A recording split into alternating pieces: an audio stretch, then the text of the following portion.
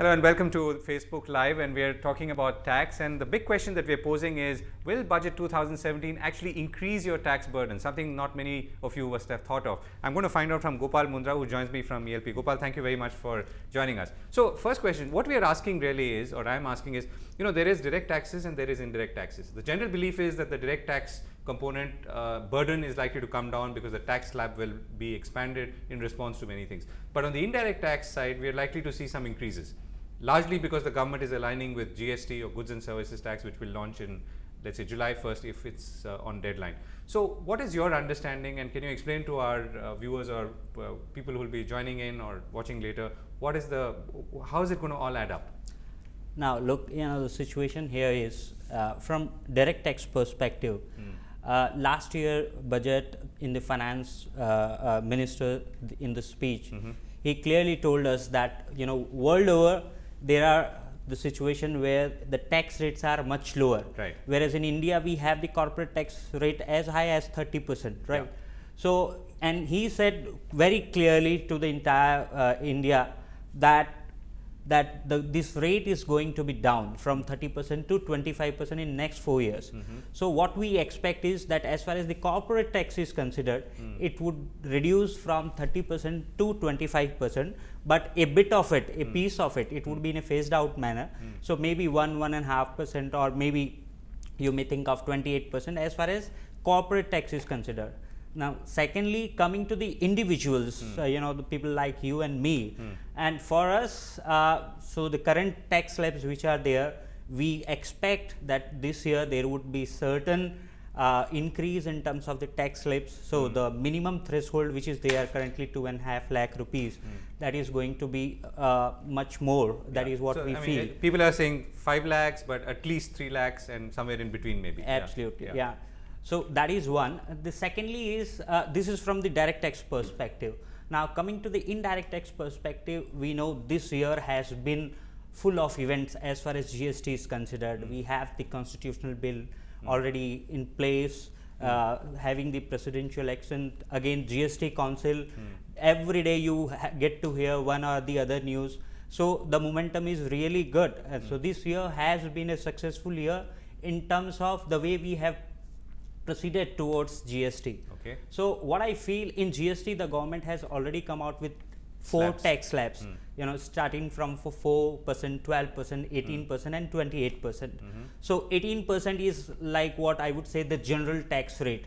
Now if this is 18%, what does it mean? That government may have to take certain steps, certain measures whereby they'll be coming closer to GST, and that means effectively maybe the service tax rate, which is right now being taxed at 15%, you never know, you may have certain increase in maybe from 15% to 18%, right, or 15% to 16, 17%. Yeah, but if service tax increases, it will be for everything, right? There's no, some will be 16 and some will be 18. It will be 15 to 18. It will be a straight 3% jump.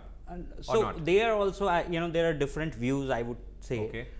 So currently the situation is, in respect of goods, they have already come out with 4 slabs, but for services the deliberations are still going on. Right. So GST council, they are having all their thoughts put together.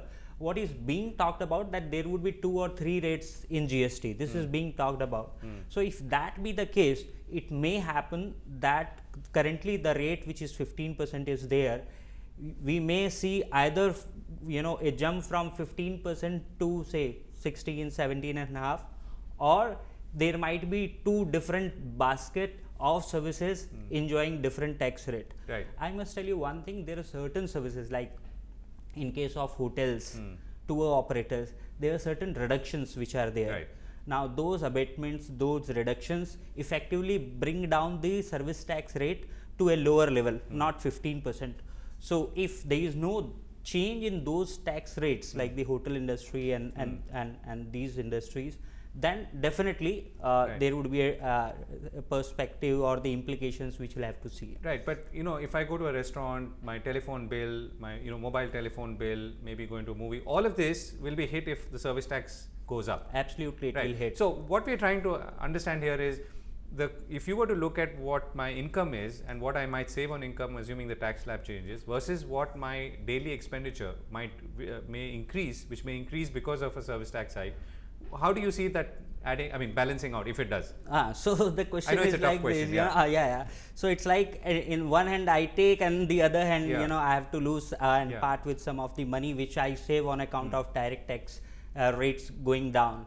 So most likely, if the service tax rate increases, then it would have definitely a direct impact in terms of the total consumption impact what a consumer will have. Right. So today, if I am paying telephone bill, there is a service tax of 15% which is already there, and if it increases, it's a bigger burning coal in my pocket. That is how I put it like this.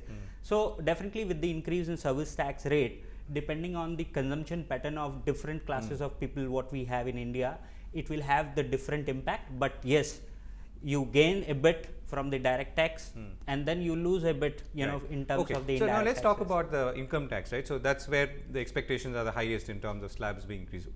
How many people could benefit, you feel? So from the, I would say, the income tax perspective, if I leave aside the corporate tax, which is we expect from 30 to 28 or somewhere maybe 1.5 or 2%. And that's really a timetable that's already been announced. Yeah. So it must be in line with that. That is what we expect. But coming to the individuals, last year they were not that much of in terms of the decrease in the tax slabs. So this year we see that there would be. So if the current threshold of 2.5 lakh increases to 3 lakh, then it would be some sort of saving to those who are at the lower level, who are earning low, the middle class people.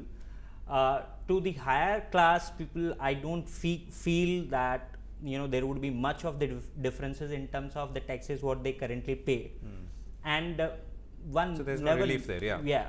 Okay. Right. So let me ask you one more question. So the other expectation is that some kind of tax on cash withdrawals from banks, or banking transaction tax. What's your sense?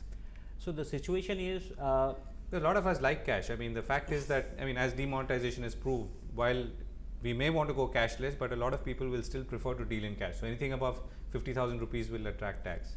So I feel with this demonetization already in place, and we have seen how robust and far-reaching implication it already had and it will have in future.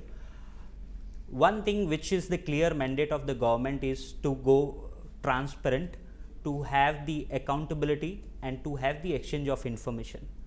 Their clear indications of the government is to move to a era which is, if not cashless, less cash economy. This is what we are talking about. And in a less cash economy, what would eventually happen is there would be some sort of disadvantage, or there would be some sort of restrictions to hold cash. So it may happen that government may say that in case a person is holding cash up to a particular amount, then they may have to report to the income tax authorities as to this is the cash they are holding. So there would be some sort of declaration of excess cash being held by anybody. So to that extent, there might be some provisions which will come in place. And not only in respect of cash, it may be in respect of gold, it may be in respect of other movable properties which was also. the expectation after demonetization. Absolutely. So tell me, what's your wish list? What do you feel are the 2 or 3 things that that should be addressed, or the government or the finance minister must talk about?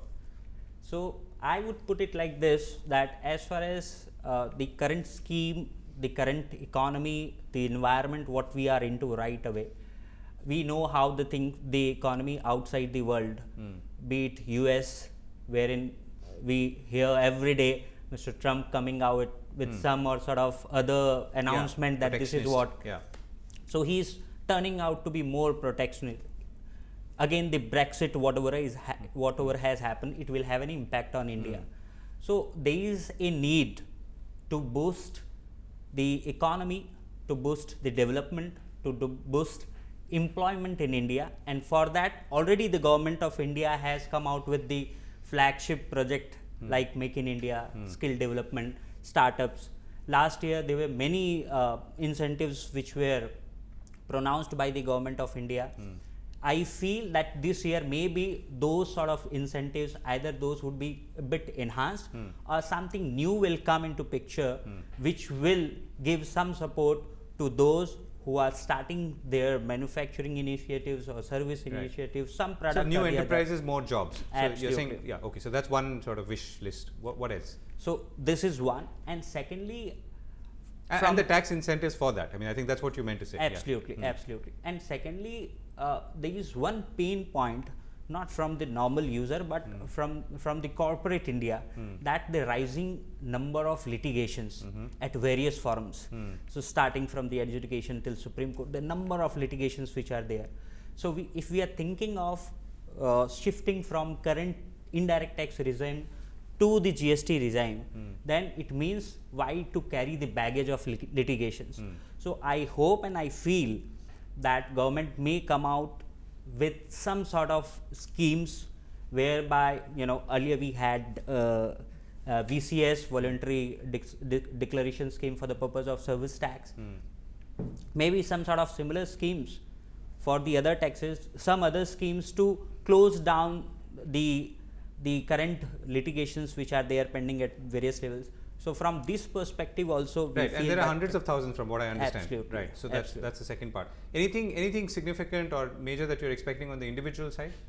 So from individual sides, one is definitely the income tax slab getting increased and more, and secondly some incentives so that people invest in some of the securities or some of the special funds wherein the proceeds are utilized in some of the flagship project of the India, like Make in India. So give us an example. How would that work? So it can be like already the Prime Minister has set up a fund which is the Pradhan Mantri Garib Kalyan Yojana. Right now that fund is being filled through the other variation of income declaration scheme. So, and some of the proceeds of that scheme is going into the Pradhan Mantri Garib Kalyan Yojana. So government may come out with the similar idea, some sort of scheme with different name, different avatar, wherein people will invest, they will get weighted deduction from which would be deducted from their taxable salary or taxable income. So they'll have to pay less income tax. At the same time, that fund will be earmarked or will be used for the projects. It could be infrastructure project, it could be some rural development project. Right. But we've had variations of this in the past, right? Yes. So how would this be different?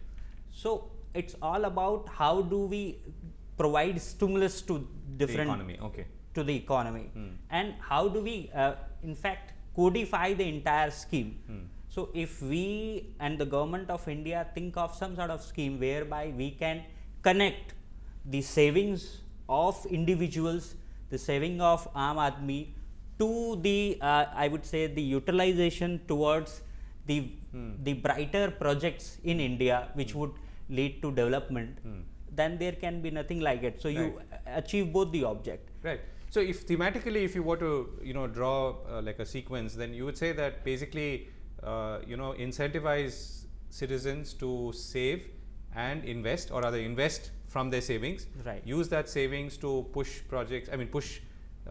Projects or initiatives around Make in India, around skilling, and thus create jobs. Right. And finally, keep an eye on the global front, because there are a lot of things that are happening in the US, in the UK, which obviously will affect us, and we need to suitably calibrate. And on the last front, I suspect we've not done enough work.